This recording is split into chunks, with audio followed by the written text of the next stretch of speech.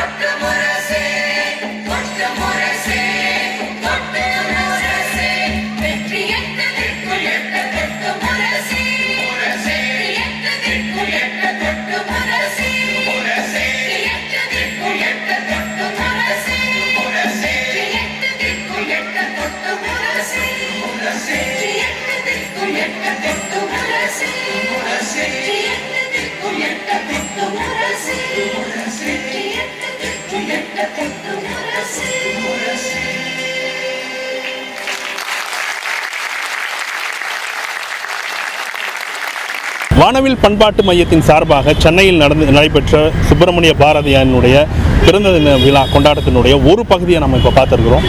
அதே மாதிரி இன்னும் நிறைய கலைவாணர் அரங்கத்தில் நடந்த அடுத்தடுத்த கலை நிகழ்ச்சியினுடைய வேறு சில பகுதிகளை அடுத்த எபிசோடில் நம்ம பார்க்கலாம். ஸோ இந்த வீடியோஸ் உங்களுக்கு பிடிச்சிருந்தாக்கா லைக் பண்ணுங்கள், ஷேர் பண்ணுங்கள், கமெண்ட் பண்ணுங்கள்.